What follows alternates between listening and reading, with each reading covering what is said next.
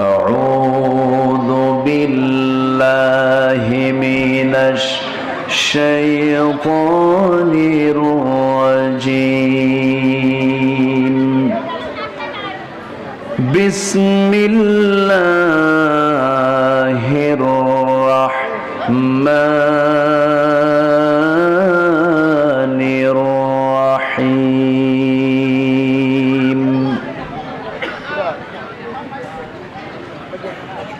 والذين آمنوا وهاجروا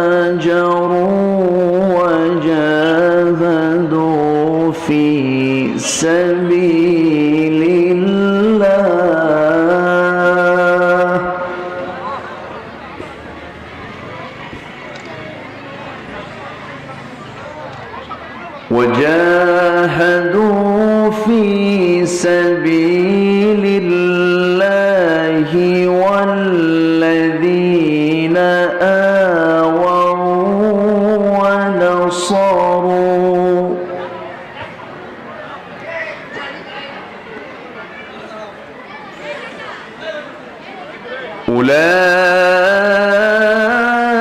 أولئك هم المؤمنون حقا لهم مغفرة ورزق كريم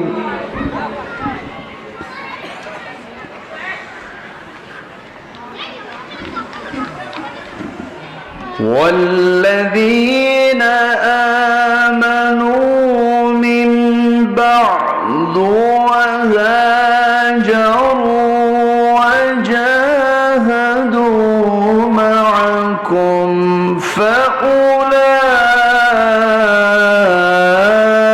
فأولئك منكم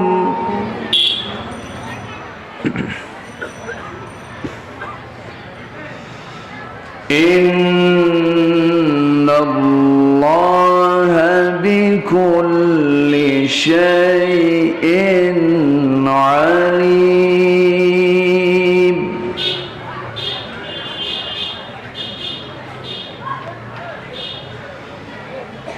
الله أكبر بسم الله الرحمن الرحيم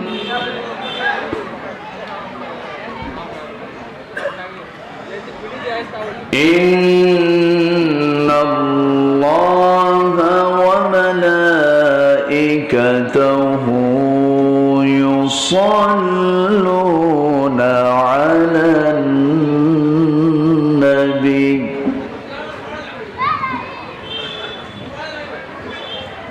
يا أيها الذين آمنوا صلوا عليه وسلموا تسليما اللهم صل على سيدنا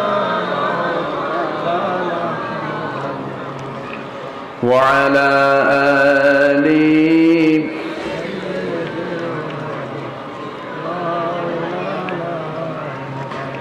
একটু মোহাব্বত দিয়ে নবীর প্রেমে মাতোয়ারা হয়ে জবান খুলে আওয়াজ দিয়ে সবাই বলুন আল্লাহুম্মা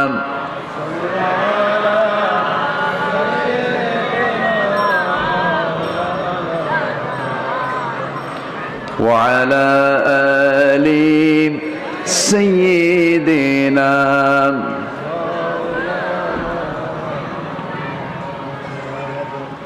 তাইফের কথা ভেবে কাঁদে শুধু দুনয়ন এমন দরদি পেতে কাঁদে মন অনুক্ষণ কাঁদে মন অনুক্ষণ ওহুদে দাঁত হারাম আহমদ যখন লৌহ মাখা কিয়ামতে উঠবে তখন, জিহাদ না করে কিভাবে দেখাবে তুমি চাঁদ চেহারা রূপে ওয়াতুল। আল্লাহুম্মা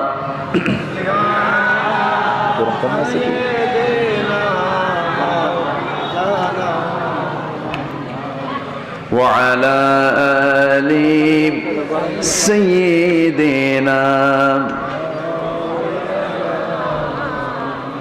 সবাই বলুন বালাগাল উলা বিকামালিহি কাশাফাত তুজা বিজামালিহি হাসনাত জামিউ খিসালিহি।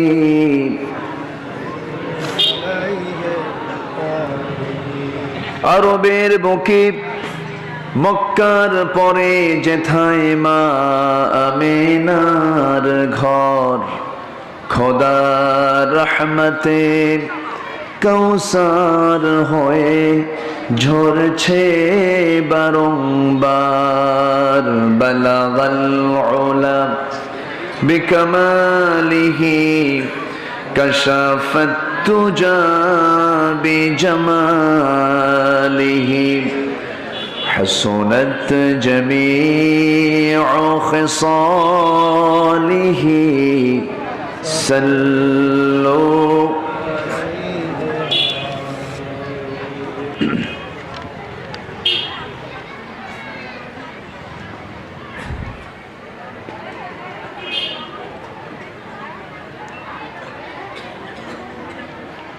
খুলনা অঞ্চলের যশোর জেলার কন্দরপুর যুব দিশারি সমাজ কল্যাণ মাহফিল ইন্তেজামী কমিটি কর্তৃক আয়োজিত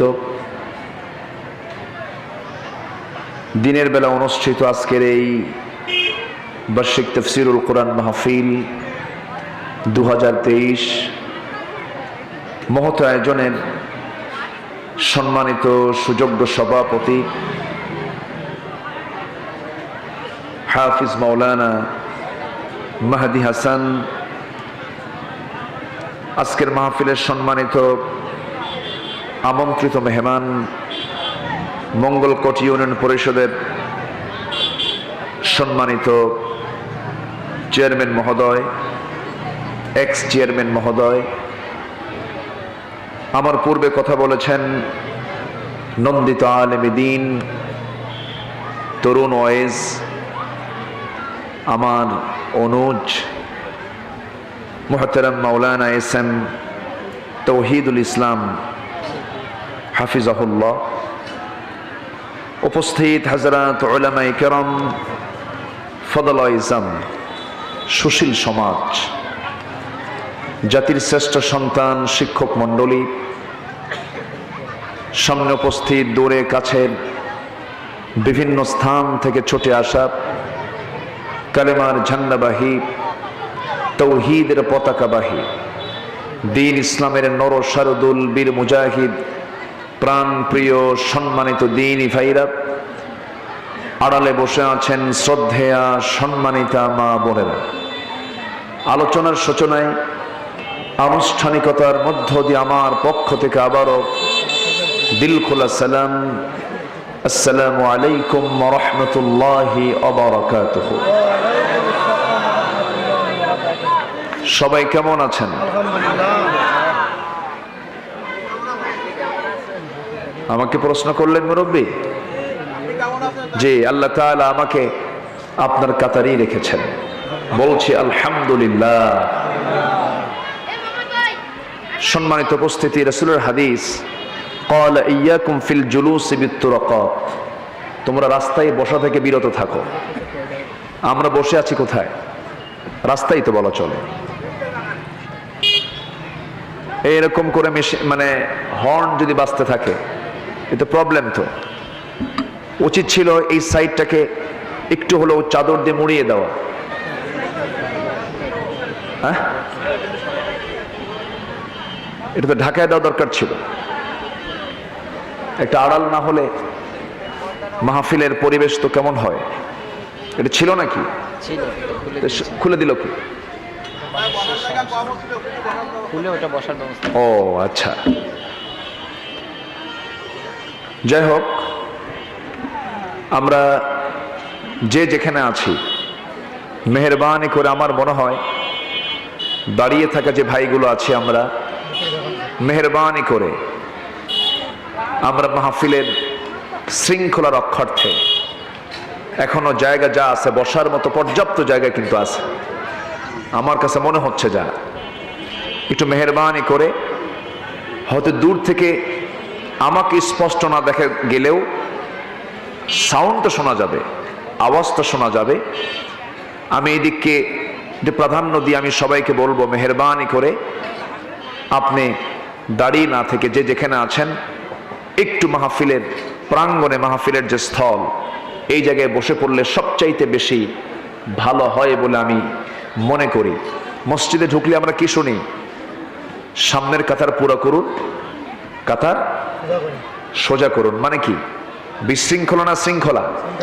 শৃঙ্খলা। সেই নামাজের শিক্ষা মাহফিলে নিয়ে আসার দরকার আছে না নাই?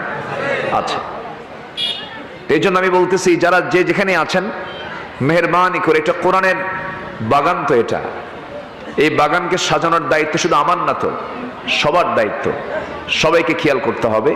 একটু মেহেরবানি করে বসো। ঘটনা?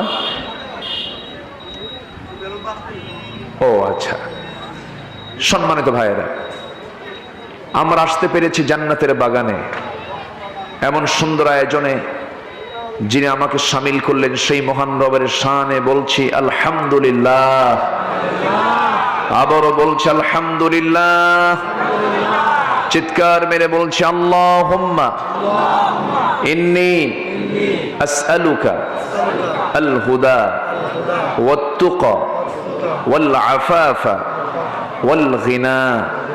সবাই বলি আল্লাহুম্মা লাকা আসলামতু ওয়া বিকা আমানতু ওয়া আলাইকা তাওয়াক্কালতু ওয়া ইলাইকা আনাবতু ওয়া বিকা খাসামতু। আমরা আল্লাহ তাআলার শুকর আদায় করে নিলাম। সম্মানিত ভাই সব, আমার পূর্বে যিনি কথা বলেছেন, আমি পাশেই একটা রুমে বসে তার বিস্তারিত কিছু আলোচনা আমি শুনেছি, আমি মুগ্ধ হয়েছি। আপনারা খুশি হয়েছেন কিনা জানি না। খুবই সুন্দর কথা তিনি বলেছেন, প্রত্যেকটি কথাই ছিল দামি দামি কথা। কেন জানেন? তার কথার ভিতরে আল্লাহর কালামের আয়াতের সংখ্যাটা বেশি ছিল। বলি আলহামদুলিল্লাহ। যে আলোচনায় আয়াত আছে সে আলোচনার বরকত আছে, যে আলোচনায় আয়াত থাকে না সে আলোচনা যতই সুন্দর হোক না কেন, যতই সুরেলা হোক না কেন, সে কথার মূল্য আল্লাহর দরবারে নাই। সম্মানিত ভাইয়েরা, আমি শেষ ক্লাসে এসে কিছু কথা বলতে চাচ্ছি। আল্লাহ তাআলা বান্দাকে 4টা কাজের কথা বলছেন এবং বলছেন 4টা কাজ তুমি হাসিল করো, আমি তোমাকে মুমিনের সার্টিফিকেট দিয়ে দেব, এবং সাথে আমি তোমাকে 2টা পুরস্কারও দেব। জোরে বলি সুবহানাল্লাহ। আমরা এই আয়াতকে সামনে রেখে আমরা কিছু কথা বলতে চাচ্ছি। তো মাহফিল কমিটি আমার কাছে একটু আরজ রেখেছেন, আমাকে প্রথমেই একটু চিরকুট দিয়ে আমাকে প্রথমেই জানান দিয়েছেন। তো মাহফিলটা একটা যুবকদের নিয়ে মাহফিল, যুবকরা এই আয়োজনটা করেছে। পৃথিবীকে গড়তে পারে যুবকরা, পৃথিবীকে ভাঙতে পারে যুবকরা। যুবকরা যে সময় মাদকে, জেনা, ব্যভিচারে বিশাল একটি অংশ ব্যস্ত, সেই সময় এই এলাকার যুব সমাজ কোরআনের বাগান সাজাতে ব্যস্ত। বলি আলহামদুলিল্লাহ। আপনারা কি মাহফিলটার উপরে কি খুশি হয়েছেন না বেজার হয়েছেন? খুশি হয়েছেন তো? আল্লাহ যেন এই মাহফিলকে কবুল করেন। জোরে বলি আল্লাহুম্মা আমিন। তো তারা একটু আমার কাছে আরজ করেছেন যে হুজুর, আপনার মুখ থেকে বললে শ্রোতা মণ্ডলী বিরক্ত হবে না।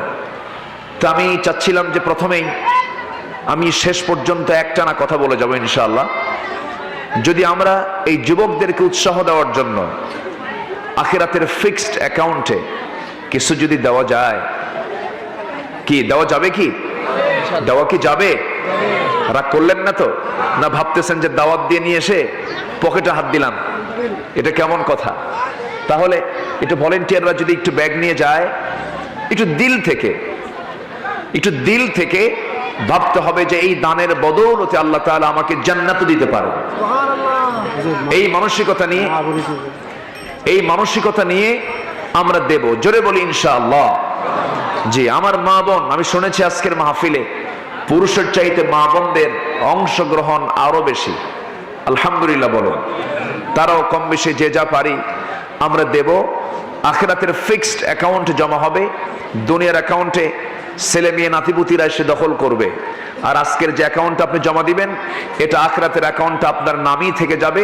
শুধু কিয়ামতের দিন হাসরের ময়দানে শুধু আপনার অ্যাকাউন্ট থেকে আপনি তুলে আল্লাহর সামনে হাজির করে বলবেন, আল্লাহ তোমাকে তাকান। আমার মনে হয় এখানে কথা বললে তো আমি কথা বলতে পারবো না, এই জায়গায় তো থাকলে হবে না। একটু দূরে যান, তাই না? জি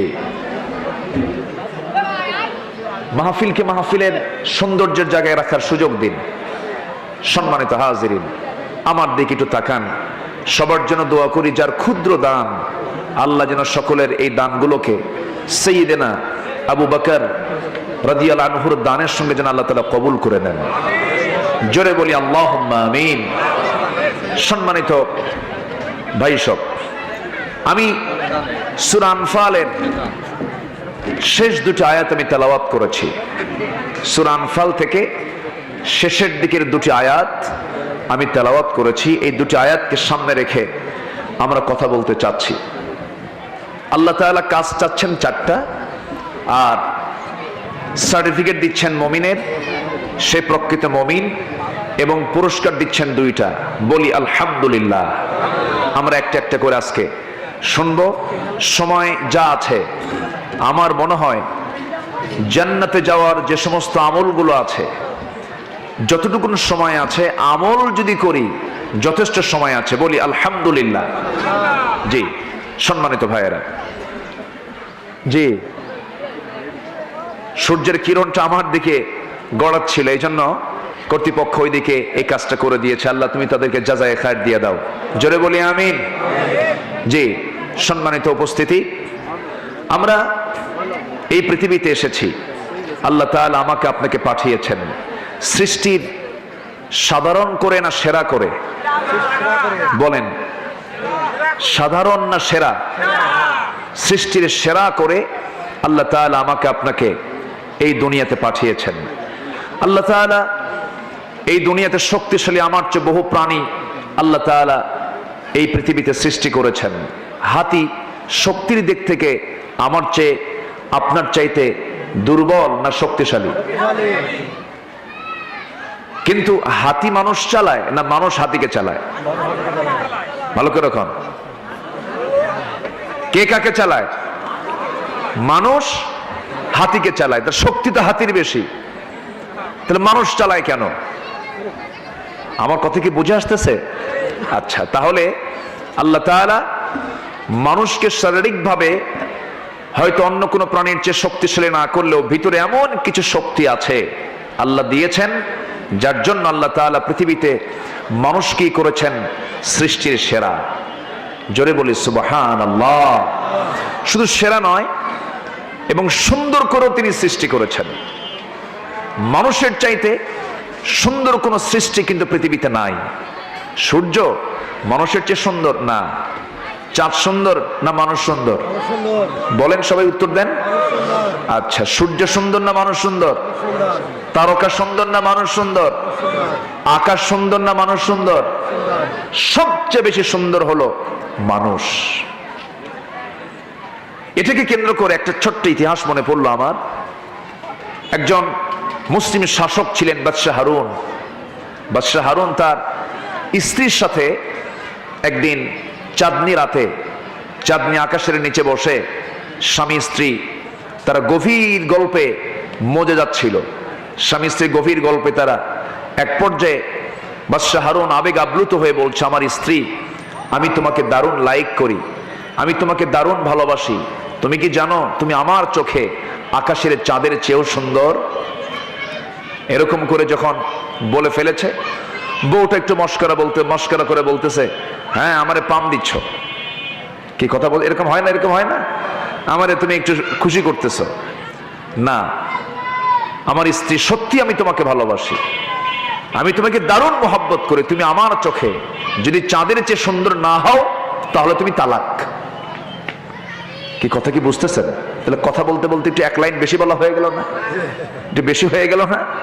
বেশি হয়ে গেল। এই কথা বলা মাত্রই বাদশাহ হারুনের স্ত্রী জিহ্বায় কামড় মেরে ইন্না লিল্লাহ বলে বলতেছে, আপনি আমাকে কি বললেন? এখন তো এটা ফতুয়ার দিকে চলে গেল, যদি আমি সুন্দর না হই চাঁদের চাইতে, আমি তো তার তালাক হয়ে গেলাম। চরম বিব্রতকর অবস্থা। সাধারণ আলেম ওলামা তারা সবাই এটা রায় দিল যে না, এটা তো বাদশাহ হারুন ভুল বলে ফেলছে, জটিলতার দিকে চলে গেছে, তালাক হয়ে গেছে।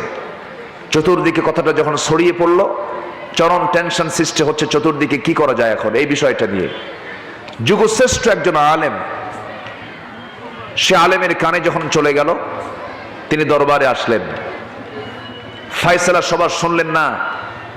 এই কথার আলোকে স্ত্রী তালাক হয়ে যায়। তিনি সঙ্গে সঙ্গে বললেন, আমি একটা ফায়সালা দিচ্ছি, তোমরা শুনে নাও। বউ তালাক হয় নাই, স্ত্রী তালাক হয় নাই। কেমন করে? সঙ্গে সঙ্গে তাদের সকলের সামনে সূরা ৩-এর সেই আয়াতটা সুন্দর করে তিনি পড়ছিলেন, লাকাদ খালাকনাল কমারা ফি আহসানি তাকওয়িম। মনে হয় ঠিক বলেছি, ঠিক বলছি আমি? বলেন কি হবে? কেউ তো কিছু কর না আপনারা, আমি মানুষ না, ভুল ধরতে হবে তো। ওই বড় আলেমী দিন যখন লাকাদ খালাকনাল ইনসানার জায়গায় যখন লাকাদ খালাকনাল কমারা ফি আহসানি তাকওয়িম যখন বলেছেন, সমস্ত আলেমরা সামনে খেপে গিয়ে রেগে গিয়ে বলছে, এই তুমি তো কোরআনটা সহি করে পড়তে পারো না, ভুল বললা কেন? এবার তিনি জবাব দিয়ে বলছেন, আমার পড়া যদি ভুল হয় তোমাদের ফতোয়াও ভুল, তোমাদের ফতোয়াও ভুল, তোমরা ভুল ফতোয়া দিয়েছ, ভুল রায় দিয়েছ। আল্লাহ যদি মানুষকে সবচেয়ে সুন্দর না করতেন, এই আয়াতটা কখন আল্লাহ তাআলা দিতেন না। আহসান শব্দটা হলো ইসমে তাফজিলের সিগা, সবচেয়ে বেশি সুন্দর করে যাকে সৃষ্টি করা হয়েছে তিনি হচ্ছে মানুষ। জোরে বলি সুবহানাল্লাহ। আমাকে সবচেয়ে সুন্দর করে বানানো হয়েছে, মাথা থেকে পা পর্যন্ত সবকিছু আপনি দেখুন নিখুঁত করে আল্লাহ রাব্বুল আলামিন বানিয়ে দিয়ে বলছেন, বান্দা সব আমি সুন্দর করে আমি তোমাকে প্রস্তুত করে দুনিয়াতে পাঠিয়ে দিলাম, মর্যাদা দিয়েছি। ইন্নী জাইলুন ফিল আরদি খলিফা ওয়া লাকাদ কাররামনা বনি আদম। আমি আদম সন্তানকে সম্মান দিয়েছি। ও বান্দা, আমি তোমাকে এমন মর্যাদা দিয়েছি, হুয়াল্লাযী খালাকা লাকুম মা ফিল আরদি জামিআ। তিনি সেই মহান সত্তা যিনি আসমান জমিনে যা কিছু আছে সব তোমার জন্য তিনি সৃষ্টি করেছেন। জোরে বলি সুবহানাল্লাহ। সব আমার এবং আপনার জন্য সৃষ্টি করেছেন, ইকো দিবেন না, আমার এবং আপনার জন্য সৃষ্টি করেছেন। এই আকাশ বিশাল ছাদ, এটা আমার জন্য বানানো হয়েছে। বিস্তৃত জমিন, এটা আমার আপনার জন্য বানানো হয়েছে। পৃথিবীর সকল মাখলুক আমার খাদেম, আমার খেদমতের জন্য বানানো হয়েছে। জোরে বলি সুবহানাল্লাহ। আমার দায়িত্ব কি? আমার দায়িত্ব হলো কার গোলামি করা? আসতে বলবেন না, কার গোলামি করা? সকল মাখলুকও কার দাসত্ব করে? তাদের দাসত্বের ভিতরে কোনো ভুল নেই, তারা নির্ভেজাল দাসত্ব করে। তাদের আল্লাহর কাছে সারেন্ডার করার ক্ষেত্রে কোনো দুর্বলতা নেই। এমন কোন প্রাণী নেই যে প্রাণী আল্লাহর জিকির করে না, তাসবিহ জপে না। লা তাফকাহুনা তাসবিহাহুম। প্রত্যেকটা প্রাণী তাসবিহ জপে, তোমরা তাদের ভাষা বোঝো না, কিন্তু তাদের হিসাব হবে না। মৃত্যুর মধ্য দিয়ে তাদের সব শেষ হয়ে যাবে। আর আমাদের মৃত্যুর মধ্য দিয়ে জীবন শেষ না জীবন শুরু? জীবন শেষ না জীবন শুরু? এই বিশ্বাস কি আছে 16 আনা? এই বিশ্বাস কি 16 আনা আছে? 16 আনা যদি থেকে থাকে তাহলেই কথা জমবে। 16 আনা যদি এই কথা যদি না মনে থাকে যে না মরার পরে জীবন শুরু নাই, তাহলে তাদের কানে কোরআনটা ঢুকবে না। তাদের মুখ থেকে বের হয় মানুষ আগে বানর ছিল। কথা বোঝেন নাই? মানুষ আগে কি ছিল? বানর ছিল। তাদের মুখ থেকে এগুলো বের হয়।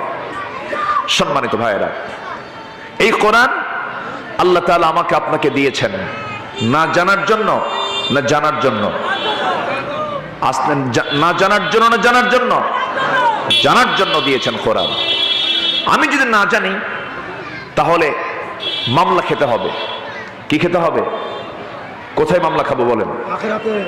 বলেন কোথায় মামলা খাবো? না, আল্লাহর আদালতে তো আছেই, কিন্তু মামলাটা কে করবে, তার বাদীকে, আসামিকে একটু জানা দরকার আছে না? এই দুনিয়ার যশোর কোর্টে কিন্তু মামলা না। এই মামলা হবে খুব হার্ড মামলা। দুনিয়ার মামলার রায় তো বিচারক দেয়, কিন্তু ওই মামলার রায় দিবেন কে? আসতে বলবেন না, কে দিবেন? আল্লাহ দিবেন। কিন্তু মামলার বাদী হবেন হলো যে নবীকে আমরা দয়ার সাগর বলি, যে নবীকে আমরা দয়ার নবী বলি, যে নবী আমাকে দারুণ ভালোবাসেন, আমিও রাসূলকে ভালোবাসতে হবে, আমারও দায়িত্ব এটা। কিন্তু আমার নবী সেই দিন এত বড় দয়ার সাগর নবীজি, আমি তার উম্মত, কিন্তু আমি যদি কোরআনটা যদি না জানি না শিখি, সেই রাসূল আমার আপনার বিরুদ্ধে তিনি মামলা দেবেন, আল্লাহর আদালতে তিনি বাদী হবেন।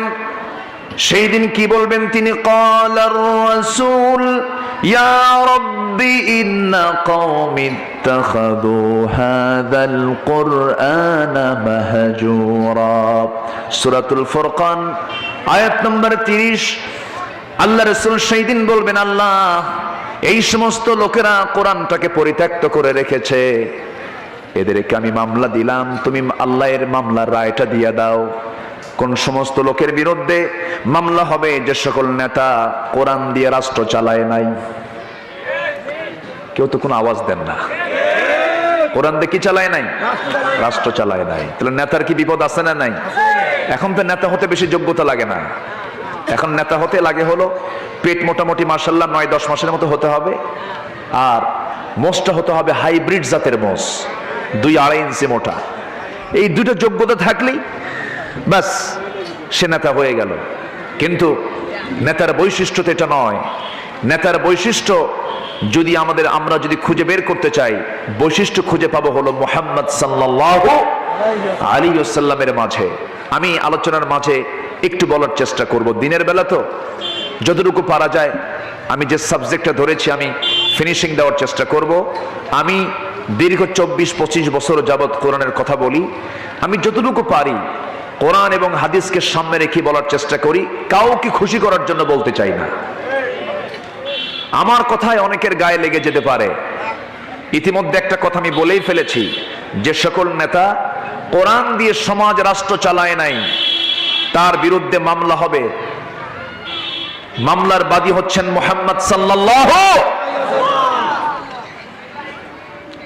আদালতে কার আদালতে? আসতে বলবেন না, কার আদালতে? আল্লাহর আদালতে। নাম্বার 2 হলো যে সকল প্রতিষ্ঠান প্রধান যারা তাদের ছাত্র ছাত্রীদেরকে কোরআন শিক্ষা দেয় নাই, স্কুলের টিচার হয়েছেন, শিক্ষক হয়েছেন, কলেজের টিচার হয়েছেন, শিক্ষক হয়েছেন, দুনিয়ার সকল জ্ঞান দিয়েছেন, কিন্তু কোরআনটা শিখান নাই, মামলা হবে কিনা বলেন? মামলা হয়ে যাবে। কারণ আপনার সামনে আপনি দায়িত্ব পেয়েছেন, সেই দায়িত্বটা আপনি পালন করেন নাই। এই জন্য আপনি শিক্ষক, এত বড় মর্যাদা হওয়ার পর আপনি মহান শিক্ষক, আপনার নামে মামলা দিবেন। মহান শিক্ষক হচ্ছেন মুহাম্মদ সাল্লাল্লাহু আলাইহি ওয়াসাল্লাম। নাম্বার 3 হলো যে সকল পিতামাতা তাদের সন্তানদেরকে কোরআন শেখায় নাই, দুনিয়ার সকল শিক্ষা শিখাইছে কিন্তু সন্তানদেরকে কোরআন শিক্ষা দেয় নাই। ওই সমস্ত বাপ মার বিরুদ্ধে মামলা দিবেন মুহাম্মদ সাল্লাল্লাহু আলাইহি ওয়াসাল্লাম। যে সকল মানুষ স্বেচ্ছায় কোরআন শেখা এবং অনুসরণ থেকে যারা নিজেকে দূরে রেখেছে, ইচ্ছা করে কোরআনটা পড়ে নাই, এমন লোক তো আমার দেশে নাই। আসতে বলে বুড়ো চাচার বয়স 60 বছর, 60 বছর বয়স হয়ে গেছে।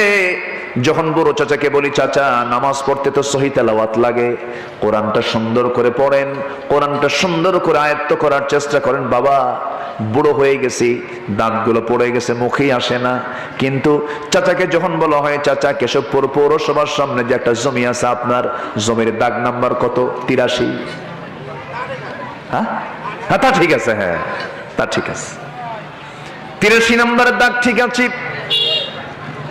চাচা প্রত্যেক সপ্তাহে যশোর কোর্টে চলে যান, সপ্তাহে 2 দিন কোর্টের বারান্দা দিয়া বড় বড় ফাইল নিয়ে তিনি ঘুরে বেড়ান।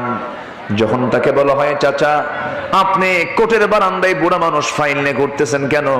তখন বলে, বাবাজি 10 বিঘা জমির মামলা চলতেছে, মামলার আদালতের রায় হয়ে যাবে, উকিল মাঝে মাঝে বোঝে না, উকিলকে কিছু জ্ঞান দিয়ে যায়।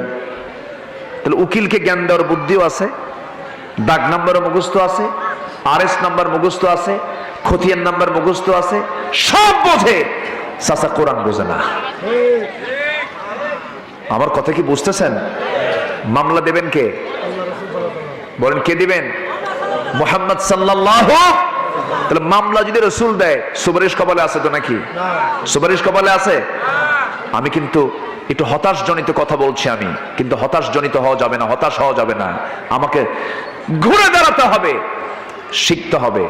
আফসোস, বিসিএস ক্যাডার, বিসিএস ভাই বা পরীক্ষায় যদি আজকে যদি বলা হতো, যে সমস্ত বিসিএস ভাই বা বিসিএস পরীক্ষার্থী যারা আছো, তাদের পরীক্ষা ভাইবা বোর্ডে বিশেষ দ্রষ্টব্য কোরআনের 30 পারার যে কোনো জায়গা থেকে 1 পৃষ্ঠা কোরআন তেলাওয়াত শোনা হবে।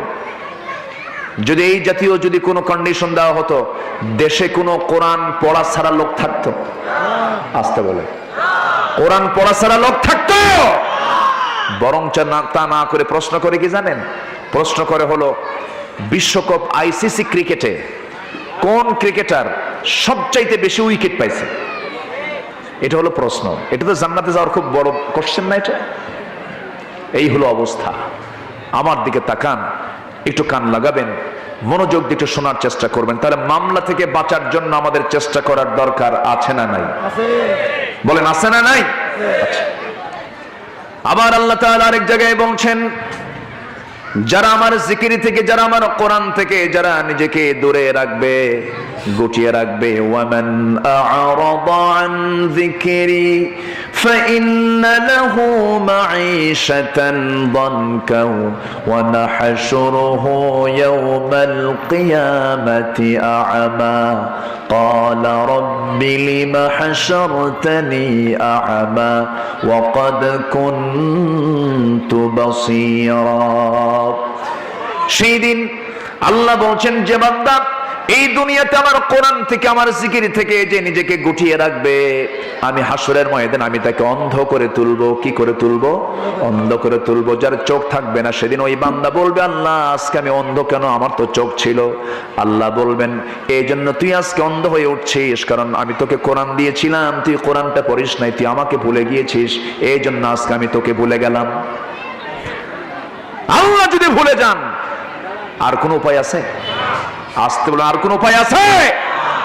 সব শেখার আগে আমরা কি শিখে নেব? বলেন, কি শিখে নেব? ইমান আমার আছে না নাই এটা বোঝা যাবে কি পড়লে? কোরআন পড়লে। নিজের ইমানকে নিজে যাচাই করতে হবে, নিজেকে বুঝে শুনে ইমানকে ঠিকঠাক করে নিতে হবে।